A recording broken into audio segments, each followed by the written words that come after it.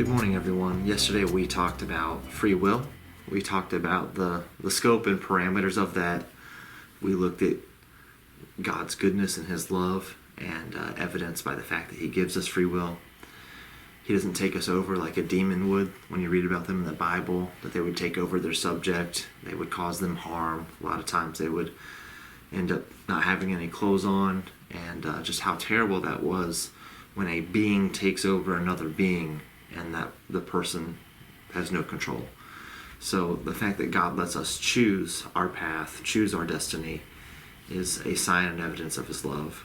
We then looked at Philippians 2, also Romans 14 and Isaiah 45, to see that even though God gives us free will, God also has a will of His own, and ultimately His will be accomplished, especially, on Judgment Day. So, there's kind of two ways to look at that. You can look at it as you can freely confess Jesus as your Lord and willfully choose to bend your knee at His name.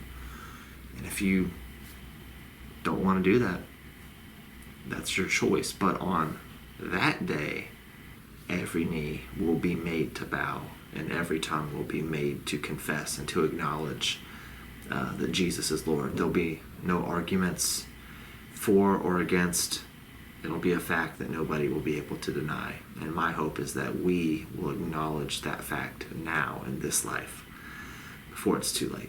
So my encouragement to you is to live your life in subjection to the Lordship of Jesus Christ. It'll be the best decision you ever make.